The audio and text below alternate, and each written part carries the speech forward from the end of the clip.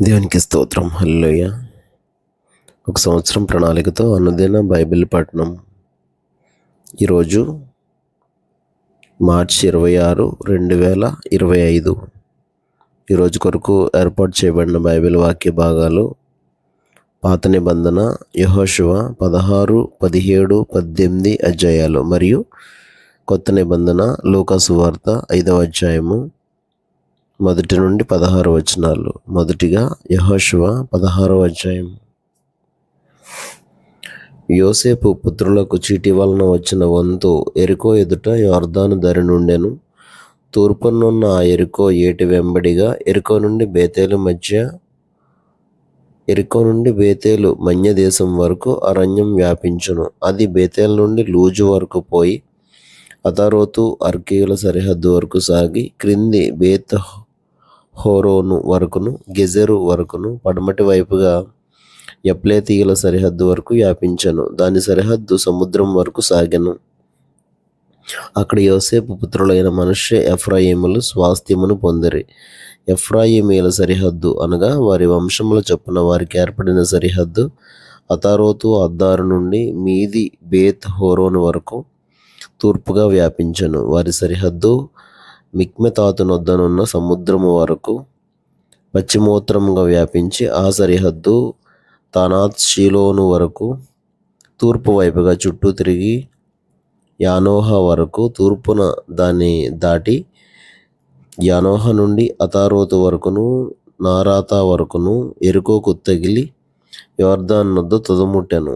తప్పూయ మొదలుకుని ఆ సరిహద్దు కానా ఏటి వరకు పశ్చిమముగా వ్యాపించును. అది వారి వంశముల చొప్పున ఎఫ్రాయిమీల గోత్ర స్వాస్థ్యము.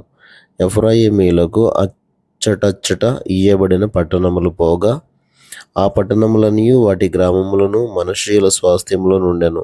అయితే గెజెరులో నివసించిన కనానీయుల దేశమును వారు స్వాధీనపరచుకొనలేదు. నేటి వరకు ఆ కనానీయులు ఎఫ్రాయిమీల మధ్య నివసించుచు పన్నుకట్టు దాసులై ఉన్నారు. యెహోషువ 17వ అధ్యాయము.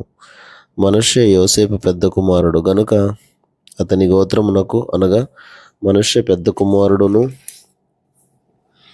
గిలాదు దేశాధిపతియునైన మాకీరునకు చీట్ల వలన వంతు వచ్చెను. అతడు యుద్ధ వీరుడైనందున అతనికి గిలాదును బాషానును వచ్చెను. మనష్షీయులలో మిగిలిన వారికి అనగా అబియెజెరీయులకును హెలకీయులకును అస్రీయేలీయులకును షెకెమీయులకును హెపెరీయులకును షెమిదీయులకును వారి వారి వంశముల చొప్పున వంతు వచ్చెను. వారి వంశములను బట్టి యోసేపు కుమారుడైన మనష్షే యొక్క మగ సంతానం అది. మనష్షే మునిమనుడును మాకీరు ఇను మనుమడును గిలాదు మనుమడును హెపెరు కుమారుడునైన సెలోపెహాదుకు కుమార్తెలే గాని కుమారులు పుట్టలేదు. అతని కుమార్తెల పేర్లు Mahlah, Noah, Hoglah, Milcah, Tirzah అనునవి. వారు యాజకుడైన ఎలియాజరు ఎదుటికిని నూను కుమారుడైన యెహోషువ ఎదుటికిని ప్రధానుల ఎదుటికిని వచ్చి మా సహోదరుల మధ్య మాకు స్వాస్థ్యం ఇయ్యవలనని యెహోవా మోషేకు ఆజ్ఞాపించెనని మనవి చేయగా యెహోషువ యెహోవా సెలవిచ్చినట్టు వారి తండ్రి యొక్క సహోదరుల మధ్య వారికి స్వాస్థ్యములు ఇచ్చాను. కాబట్టి యొర్దాను అద్దరినున్న గిలాదు బాషానులు గాక మనష్షీయులకు 10 వంతులు హెచ్చుగా వచ్చెను. ఏలయనగా మనష్షీయుల స్త్రీ సంతానమును వారి పురుష సంతానమును స్వాస్థ్యములు పొందెను. గిలాదు దేశము తక్కిన మనష్షీయులకు స్వాస్థ్యమాయెను. మనష్షీయుల సరిహద్దు ఆషేరు నుండి షెకెమునకు తూర్పుగానున్న మిక్మెతా వరకును దక్షిణమున ఏన్ తప్పూయ నివాసుల వైపునకు వ్యాపించెను. తప్పూయ దేశము మనష్షీయుల దాయెను. అయితే మనష్షీయుల సరిహద్దులోని తప్పూయ ఎఫ్రాయిమీల దాయెను. ఆ సరిహద్దు కానా ఏటి దక్షిణ దిక్కున ఆ ఏటి వరకు వ్యాపించెను. మనష్షీయుల ఊళ్ళలో ఆ ఊళ్ళు ఎఫ్రాయిమీలకు కలిగెను. అయితే మనష్షీయుల సరిహద్దు ఆ ఏటికి ఉత్తరముగా సముద్రం వరకు వ్యాపించెను. దక్షిణ భూమి ఎఫ్రాయిమీలకును ఉత్తర భూమి మనష్షీయులకును కలిగెను. సముద్రము వారి సరిహద్దు. ఉత్తర దిక్కున అది ఆషేరీయుల సరిహద్దుకును తూర్పు దిక్కున ఇస్సాకారీయుల సరిహద్దుకును నడిచెను. ఇస్సాకారీయుల ప్రదేశములోను ఆషేరీయుల ప్రదేశములోను బేత్షెయాను దాని పురములను ఇబ్లెయామును దాని పురములను దోరు నివాసులను దాని పురములను ఏందోరు నివాసులను దాని పురములను, తానాకు నివాసులను దాని పురములను, మిగిద్దో నివాసులను దాని పురములను, అనగా 3 కొండల ప్రదేశము మనుష్యులకు కలిగి ఉన్నది. కనానీయులు ఆ దేశంలో నివసింపవలనని గట్టి పట్టి ఉండిరి గనుక మనుష్యులు ఆ పురములను స్వాధీనపరచుకొనలేకపోయిరి. ఇశ్రాయేలీయులు బలవంతులైన తరువాత వారు కనానీయుల చేత వెట్టి పనులు చేయించుకొనిరి, కానీ వారి దేశమును పూర్తిగా స్వాధీనపరచుకొనలేదు. అప్పుడు యోసేపు పుత్రులు యెహోషువతో, మాకేల ఒక్క చీటితో ఒక్క వంతునే స్వాస్థ్యముగా ఇచ్చితివి, మేము ఒక గొప్ప జనమే గదా. ఇదివరకు యెహోవా మమ్మను దీవించనని మనవి చేయగా, యెహోషువ, మీరు గొప్ప జనము గనుక ఎఫ్రాయిమీల యొక్క మన్యము మీకు ఇరుకుగా ఉన్న యెడల మీరు అడవికి పోయి అక్కడ పెరిజ్జీయుల దేశంలోను రెఫాయీయుల దేశంలోను మీకు మీరే చెట్లు నరుకుకొనుడని వారితో చెప్పాను.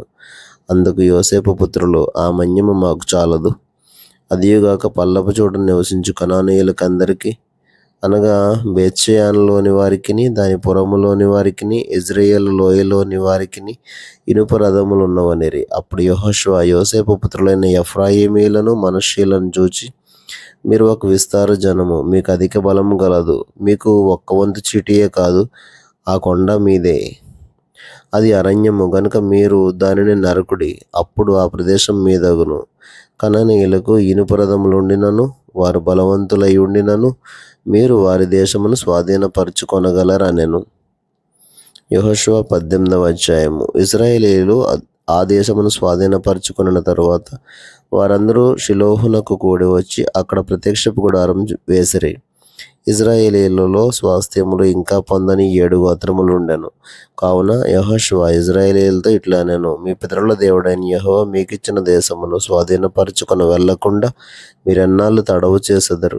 ప్రతి గోత్రము నుండి 3 మనుషులను నా యొద్దకు రప్పించిన యెడల నేను వారిని పంపెదను. వారు లేచి దేశ సంచారం చేయుచు ఆయా స్వాస్థ్యముల చొప్పున దాని వివరమును వ్రాసి నా యొద్దకు తీసుకుని వచ్చెదరు. వారు 7 వంతులుగా దాన్ని పంచుకొందురు. యూదా వంశస్థులు దక్షిణ దిక్కున తమ సరిహద్దు లోపల నిలిచి ఉండవలెను. యోసేపు పుత్రులు ఉత్తర దిక్కున తమ సరిహద్దు లోపల నిలిచి ఉండవలెను. మరి 7 వంతులుగా దేశ వివరమును వ్రాసి నా యొద్దకు తీసుకుని రావలెను. నేను ఇక్కడ మన దేవుడైన యెహోవా సన్నిధిని మీ నిమిత్తము వంతు చీట్లు వేసెదను. లేవీయులకు మీ మధ్య ఏ వంతును కలగదు. యెహోవాకు యాజక ధర్మం చేయుటే వారికి స్వాస్థ్యము. గాదీయులను రూబేనీయులను మనష్షే అర్ధగోత్రపు వారును యొర్దాను అవతల తూర్పు దిక్కున యెహోవా సేవకుడైన మోషే వారికి ఇచ్చిన స్వాస్థ్యములను పొంది ఉన్నారు. ఆ మనుషులు లేచి ప్రయాణం కాగా యెహోషువ దేశ వివరమును రాయుటకు వెళ్ళబోవు వారితో, మీరు ఆ దేశంలో బడి నడుచుచు దాని వివరమును రాసి నా యొద్దకు తిరిగి రండి.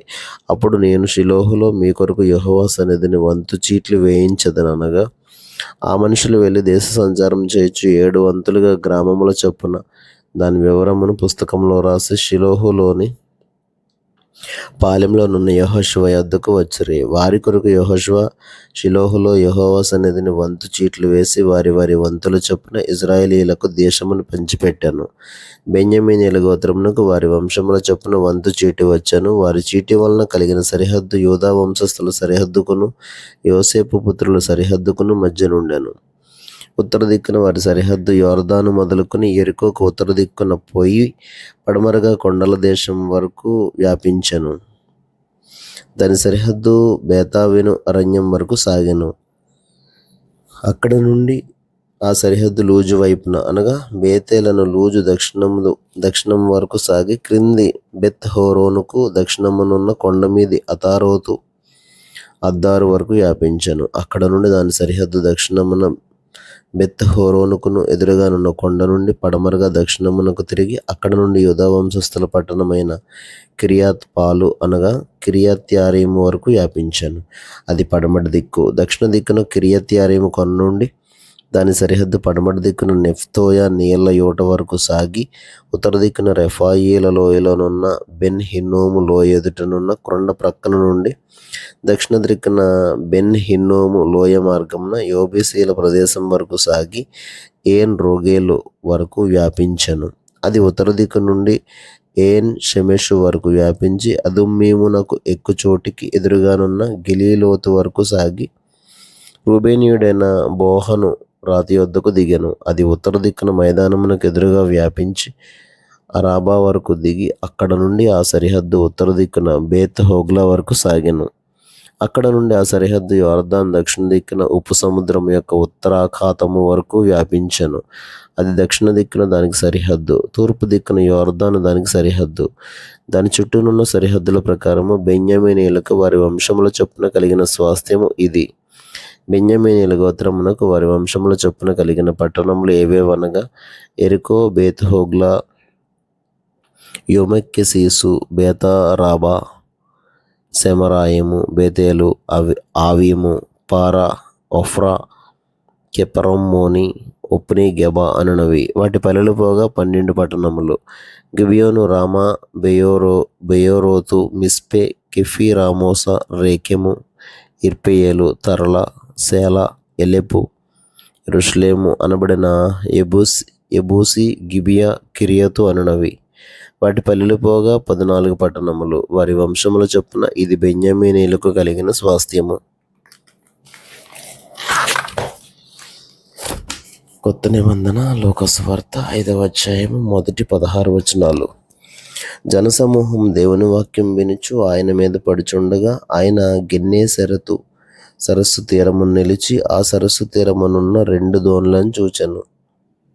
జాలర్లు వాటిలో నుండి దిగి తమ వలలు కడుగుచుండిరి. ఆయన ఆ దోణులలో సీమోనుదైన యొక్క దోణి ఎక్కి ధర నుండి కొంచెం త్రోయమని అతన్ని అడిగి కూర్చుండి దోణిలో నుండి జనసమూహములకు బోధించుచుండెను.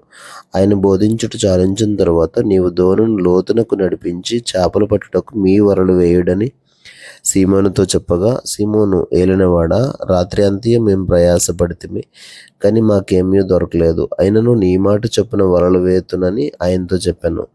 వారు అలాగు చేసి విస్తారమైన చేపలు పట్టిరి. అందుచేత వారి వలలు పిగిలిపోచుండగా వారు వేరొక దోణిలోనున్న తమ పాలివారు వచ్చి తమకు సహాయం చేయవాలని వారికి సంజ్ఞలు చేసిరి.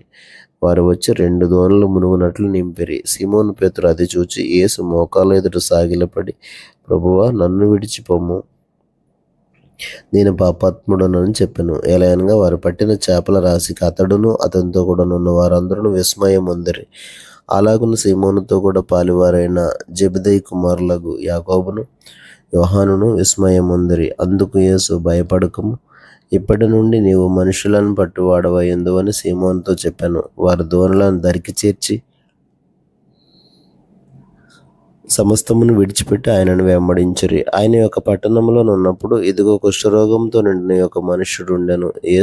వాడు యేసును చూచి సాగిలపడి, ప్రభువా, నీకు ఇష్టమైతే నన్ను శుద్ధునిగా చేయగలవని ఆయనను వేడుకొనెను. అప్పుడు ఆయన చెయ్యి చాపి వారిని ముట్టి, నాకిష్టమే, నీవు శుద్ధుడవు కమ్మననగానే కుష్ఠరోగం వారిని విడిచెను. అప్పుడు ఆయన, నీవెవనితోనూ చెప్పక వెళ్ళి వారికి సాక్ష్యార్థమై నీ దేహమును యాజకునికి కనబరుచుకుని నీవు శుద్ధుడవైనందుకు మోషే నియమించినట్టు కానుకలను సమర్పించమని ఆజ్ఞాపించాను. అయితే ఆయనను గూర్చిన సమాచారం మరి ఎక్కువగా వ్యాపించాను. బహుజన సమూహములు ఆయన మాట వినుటకును తమ రోగములను కుదుర్చుకొనుటకును కూడి వచ్చుచుండెను. ఆయన ప్రార్థన చేయుటకు అరణ్యంలోనికి వెళ్ళుచుండెను. దేవుడు తన పరిశుద్ధ వాక్యమును మన వినికిడిలో దీవించునుగాక. ఆమేన్.